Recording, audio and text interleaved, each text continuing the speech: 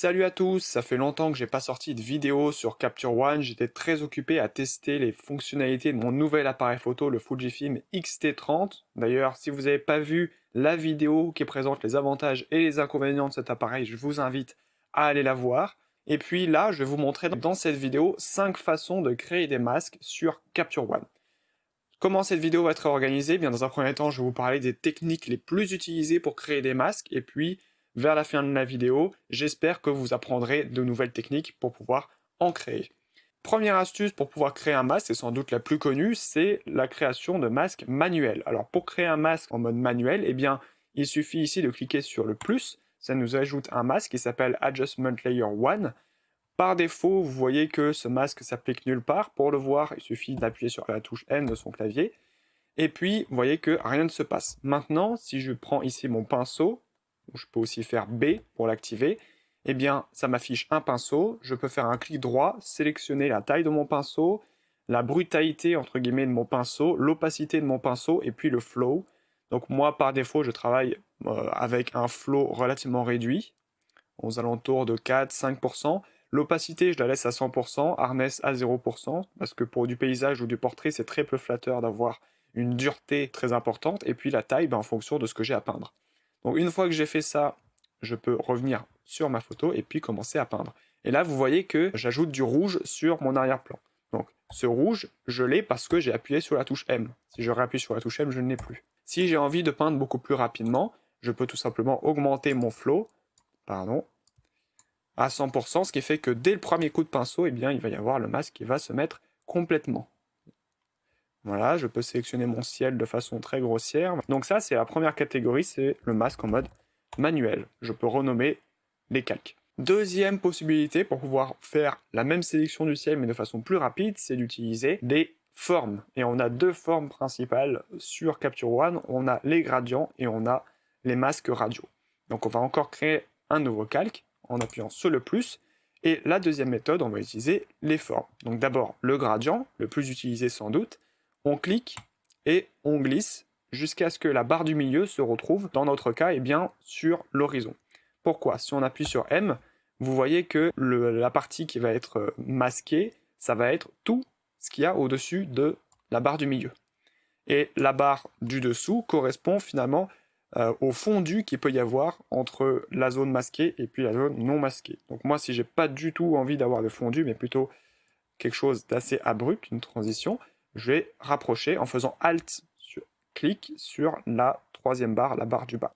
Une fois que j'ai fait ça, je vais pouvoir ici cliquer sur mon point, je vais pouvoir, en plaçant ma souris sur la deuxième ligne jusqu'à ce qu'il y ait une flèche, je vais pouvoir tourner mon gradient de telle façon à ce qu'il s'aligne avec mon horizon. Et là, j'ai quelque chose de pas trop mal. Vous voyez, si je fais M, on peut voir que j'ai bien sélectionné mon arrière-plan en un rien de temps, juste avec un outil gradient.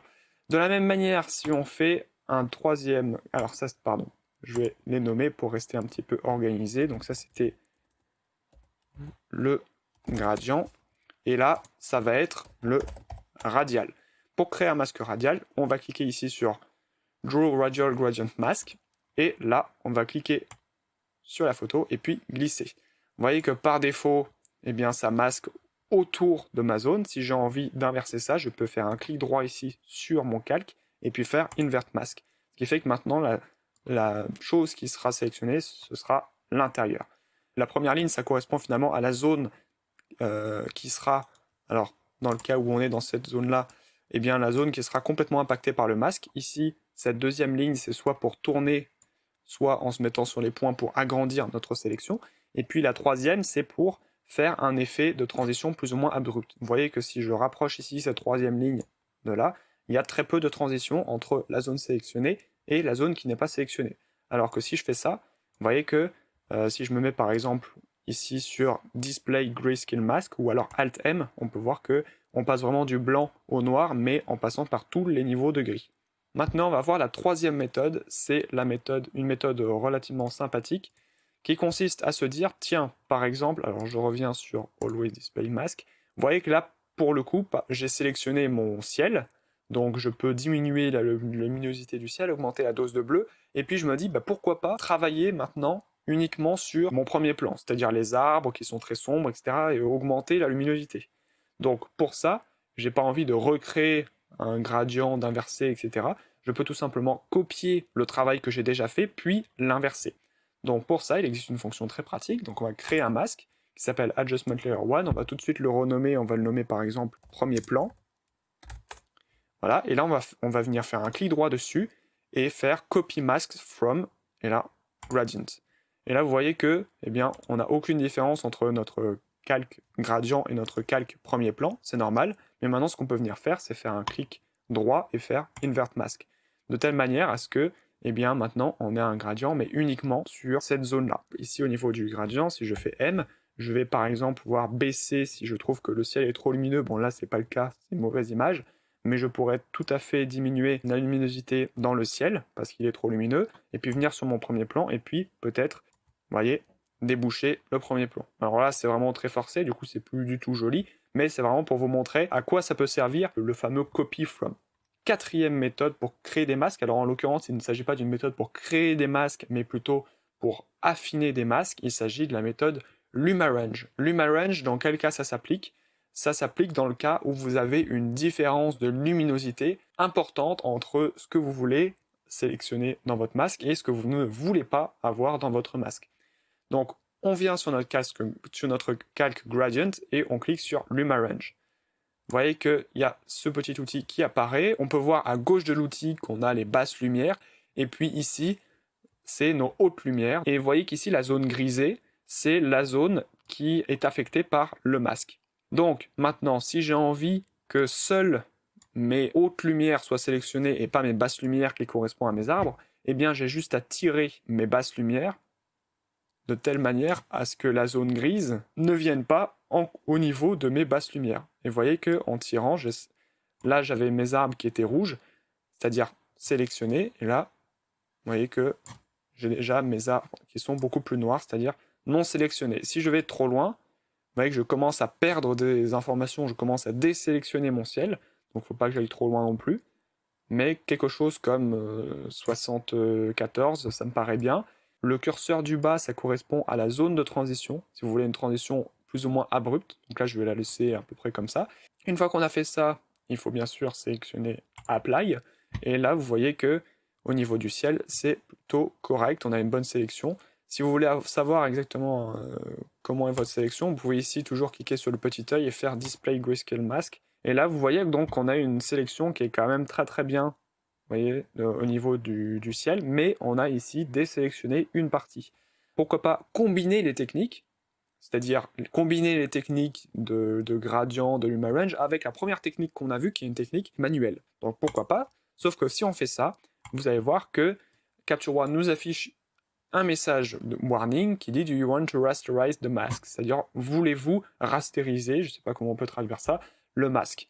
En effet, vous êtes actuellement sur un calque gradient. C'est-à-dire qu'à tout moment, vous pouvez revenir ici sur votre outil gradient et puis eh bien, pouvoir remodifier le placement, le positionnement de ce masque. Maintenant, à partir du moment où vous voulez peindre manuellement sur ce masque, rajouter des informations, eh bien vous êtes obligé de rastériser votre masque, c'est-à-dire que vous ne pourrez plus toucher à votre gradient. Donc là, ce qu'on va faire, c'est qu'on va se remettre sur Always Display Gradient Mask.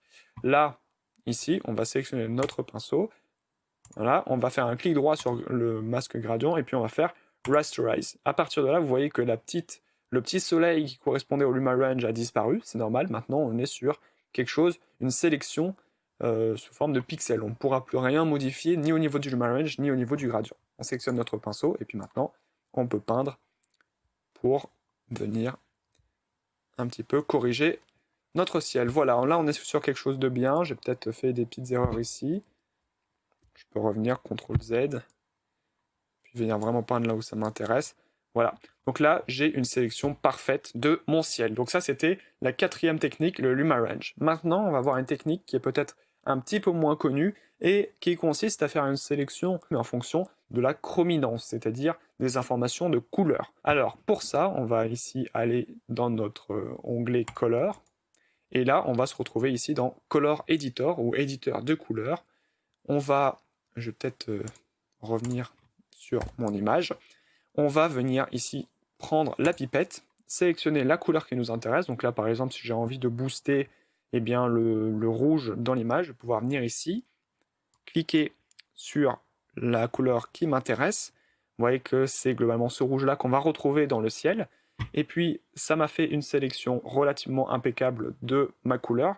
Je peux très bien ensuite changer ma sélection en étirant ici cette zone-là. Et ensuite, je peux visualiser en cliquant ici sur View Selected Color Range, ici la petite croix qui se trouve à gauche. On peut voir que Capture One nous met en gris les informations qui n'ont pas été sélectionnées. Donc là, on peut voir que on a effectivement une grosse partie du ciel ici qui a été sélectionnée et puis notre zone de reflet. Donc ça nous convient bien, on peut recliquer là.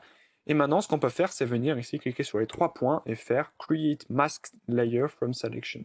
Vous voyez qu'ici, il calcule et ça va nous créer un masque qui s'appelle Adjustment Layer 1. Si on fait M, on peut voir les informations qui ont été sélectionnées. Et puis, on peut voir aussi également certains petits éléments parasites de couleur ici sur les arbres au premier plan. Donc, ce qu'on peut venir faire, c'est venir ici cliquer sur la brosse Erase, d'accord, ou alors cliquer sur E, ça revient au même. À partir de là, on a une brosse où pareil, on a la possibilité de changer la taille, la hardness, opacity and flow. Donc là, je vais faire ça rapidement, donc je vais mettre un flow à 100%, opacité à 100%, et puis je vais venir effacer ma sélection dans cette zone, et puis peut-être également ici. Et donc là, maintenant, j'ai un masque parfait, basé uniquement sur les informations de couleur. Voilà pour ça. Alors bien sûr, un masque de couleur, ça n'a d'intérêt que si vous faites des réglages qui ne sont pas eux-mêmes sélectifs. Donc par exemple, si vous faites un masque de couleur, des fois ça ne sert à rien. Supposez que vous êtes en train de travailler avec justement l'éditeur de couleurs, et bien si vous sélectionnez uniquement, vous voyez, si je fais un nouveau, alors ça c'était couleur, si je reviens sur ce masque qui est complètement vierge et que je dis bon très bien, je veux faire un réglage là-dessus, je clique sur cette zone, et vous voyez que maintenant si j'augmente la saturation, pardon, il faut peut-être que je fasse Fill Mask, vous voyez que si j'augmente la saturation, bon, ben ça va me faire le même effet. C'est-à-dire que concrètement, Color Editor, c'est déjà un réglage qui est sélectif. Donc ça ne sert à rien de faire un calque avec Color Editor si vous utilisez uniquement la fonction Color Editor. D'accord ? Par contre, si vous voulez utiliser des fonctions ici qui ne sont pas sélectives sur une certaine couleur, et bien dans ce cas-là, vous allez dans Couleur, vous faites votre création de masque avec Color Editor. Voilà pour ces 5 façons de créer un masque. J'espère que vous avez au moins appris une ou deux techniques durant ce tutoriel. Si c'est le cas, n'hésitez pas à mettre des bons commentaires sur cette vidéo, à mettre le fameux pouce bleu et à cocher surtout la cloche de notification pour recevoir mes prochaines vidéos. La prochaine vidéo, ce sera certainement consacré encore au logiciel Capture One, puisque maintenant que j'ai mon Fujifilm, je vais pouvoir faire davantage de tutoriels sur la dérotisation. Et puis, voilà, je vous souhaite une bonne semaine. Salut!